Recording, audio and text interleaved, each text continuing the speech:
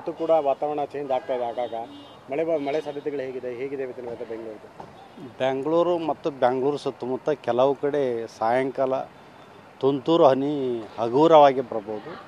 ಅಷ್ಟೊಂದೇನು ಭಾರಿ ಮಳೆ ಇವತ್ತು ಅಷ್ಟೇನು ಆಗಲ್ಲ. ಮುಂದೆ 15ನೇ ತಾರೀಕಿನ ಮುಂದಿನ ಎಲ್ಲ ಜಿಲ್ಲೆಗಳಲ್ಲಿ ಅಷ್ಟೊಂದು ಮಳೆ ಇಲ್ಲ. ಆದರೆ ಇವತ್ತು ಚಿಕ್ಕಮಗಳೂರು, ಹಾಸನ, ಕೊಡಗು, ಮೈಸೂರು, ಚಾಮರಾಜನಗರ, ದಕ್ಷಿಣ ಕನ್ನಡ, ಉಡುಪಿ, ಬೆಂಗಳೂರು ಮತ್ತು ಸುತ್ತಮುತ್ತ ಜಿಲ್ಲೆಗಳಲ್ಲಿ ಕೆಲವು ಕಡೆ ಹಗುರವಾಗಿ ತುಂತುರು ಮಳೆ ಆಗ್ಬೋದು. ಅಷ್ಟೊಂದು ಅದನ್ನು ಅಳತೆ ಮಾಡಲಾರ್ದಷ್ಟು ಮಳೆ ಆಗ್ಬೋದು. ಮುಂದೆ 16ನೇ ತಾರೀಕಿನಿಂದ ಮುಂದೆ ವಾತಾವರಣ ಚೇಂಜ್ ಆಗುವ ಸಾಧ್ಯತೆಗಳು ಅದಾವೆ. ವಾತಾವರಣ ಚೇಂಜ್ ಅಂದರೆ ಯಾವ ಥರ? ಸ್ವಲ್ಪ ಮಳೆಯ ಸೂಚನೆಗಳು ಅದಾವೆ. 16, 17ನೇ ತಾರೀಕಿನ ನಂತರ ಜಾಸ್ತಿ ಮಳೆ ಆಗೋ ಸಾಧ್ಯತೆನಾ ಸರ್ ಅಥವಾ ಇಲ್ಲ ಹಗುರವಾಗಿ ಮಳೆ ಆಗ್ಬೋದು. ಓಕೆ. ತಾಪಮಾನ ಕಡಿಮೆ ಇದೆಯಾ ಸರ್ ಇವತ್ತು?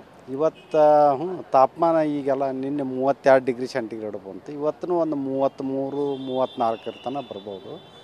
ಆದರೆ ಉಡುಪಿ ಹಾಗೂ ದಕ್ಷಿಣ ಕನ್ನಡ, ಮ್ಯಾಂಗ್ಳೂರು ಜಿಲ್ಲೆಯಲ್ಲಿ ತಾಪಮಾನ ಅತಿ ಏರಿಕೆಯಾಗಿದೆ.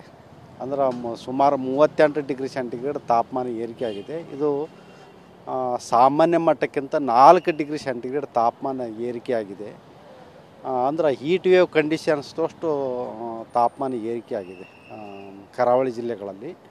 ಮತ್ತು ಕಲಬುರಗಿಯಲ್ಲಿ ಕೂಡ ಗರಿಷ್ಠ ಉಷ್ಣಾಂಶ 38 ಡಿಗ್ರಿ ಸೆಂಟಿಗ್ರೇಡ್ ತನಕ ದಾಖಲಾಗಿದೆ.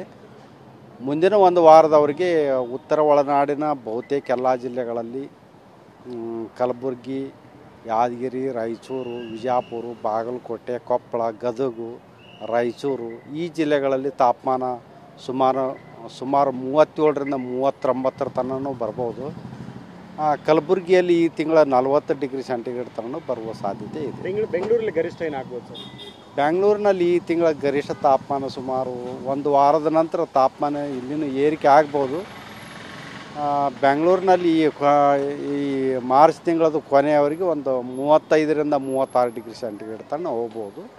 ಏಪ್ರಿಲ್ನಲ್ಲಿ 38, 39 ತನಕ ಹೋಗ್ಬೋದು. ಫ್ಲಕ್ಚುವೇಟ್ ಆಗ್ತಾ ಇದ್ದಾನೆ ಸರ್ ತಾಪಮಾನ?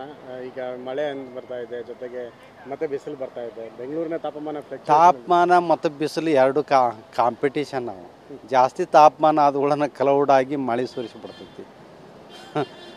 ಹಿಂಗಾಗಿ ಮತ್ತು ಮಳೆ ಬಂದಗಳನ್ನ ಕೂಲ್ ಆಗುತ್ತೆ, ಮತ್ತು ಹೀಟಿಂಗ್ ಆಗುತ್ತೆ. ಇದು ಒಂದು ಟೆಂಪ್ರೇಚರ್ ಮತ್ತು ಅಂದ್ರೆ ತಾಪಮಾನ ಮತ್ತು ಮಳೆ ನಡಬರ್ಕೆ ಒಂದು ಕಾಂಪಿಟೇಷನ್. ಇದು ಒಂದು ಜನರ ಆರೋಗ್ಯದಿಂದ ಏನೇನು ಎಚ್ಚರಿಕೆ ವಹಿಸಬೇಕಂತ ಕೊಟ್ಟಿದ್ದೀರಿ? ಇದು ಈ ಬಿಸಿಲಿನಿಂದ ಸಾಕಷ್ಟು ಅನಾರೋಗ್ಯ ಆಗ್ಬೋದು. ಇದರಲ್ಲಿಂದ ಜಾಸ್ತಿ ಡಿಹೈಡ್ರೇಷನ್ ಆಗಿರುವುದರಿಂದ ನಮಗೆ ಕೆಲವೊಮ್ಮೆ ಜ್ವರನೂ ಬರ್ಬೋದು.